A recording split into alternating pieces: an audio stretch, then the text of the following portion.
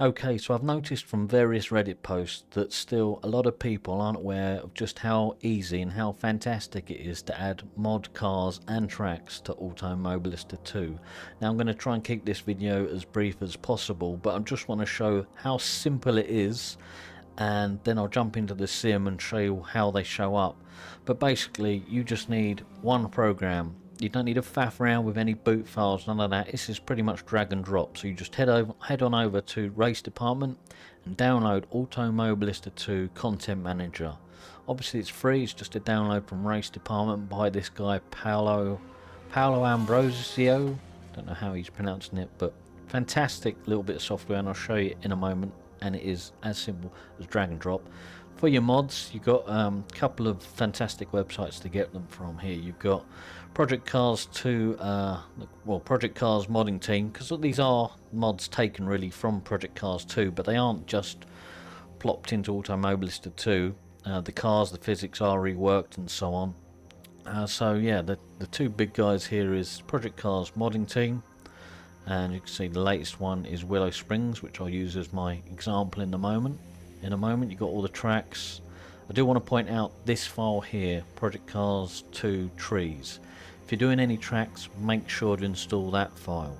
Or just drag and drop it again in Content Manager, as I'll show in a moment. You need that, otherwise they'll be missing textures. So just that one, and then just all the tracks. All this stuff about boot files, ignore all that. And yeah, he's got a lot of cars available. As you can see, they're all updated to 1.5. Just make sure they are 1.5 compatible. There might be one or two that aren't. The next, the big one I want to mention is the chap by the name of Thunderflash here on Automobilista 2 modding. Great load of content here, a lot of stuff. I won't go through it all. It's for you to go on the website and check out yourself what you do or don't want. There's probably more than you're thinking. There is quite a lot available. There is this one, Chaos Modding Team, but it seems to be out of date. Like here, the last thing seems to be in May, and of course we've had the big 1.5 update since then. So I don't know if they're still doing things. Let me know if you know better, and if you certainly know anyone else than these two guys that's worth checking out, yeah, please let me know. So let me just show you how it works. So say you've just downloaded one of the mods, Willow Springs. You don't need to unzip it or anything. When you run AMS2 Content Manager, this is the program here on the left. It'll be empty for you if you've got no mods, but as you can see, I've got quite a lot installed here, pretty much whatever I get my hands on. You just drag it and drop. Drag it in. Plop, there it is at the bottom. And you can see it's not activated yet because it doesn't have the little grey tick. Click apply, and off it goes. And when it's finished, obviously the close button won't be greyed out anymore, but let me do the drop down menu.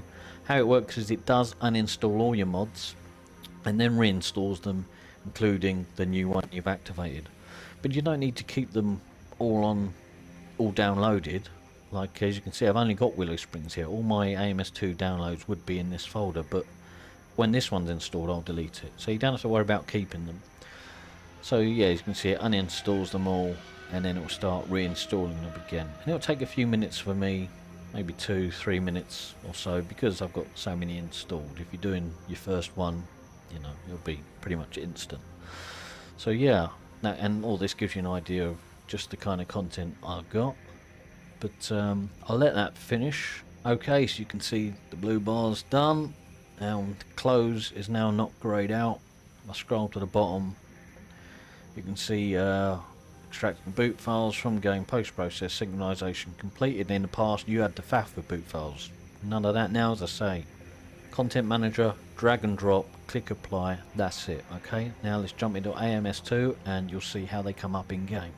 Okay, so AMS2 loaded, nothing to do in sim, just jump in single race or test day and you'll see your mods are there, and there's the F40 for example in all its glory, and as I click on it you'll see all the added categories on the left, and this one being the 80s supercar, the TD being the track day variant. If I scroll down you can pick out numerous added ones, 355, 488 challenge, 3.5, Group C, Group 5, GT1, extra GT3s, loads of stuff, all the way down to the Expo, with a lot in between, even including rallycross cars here.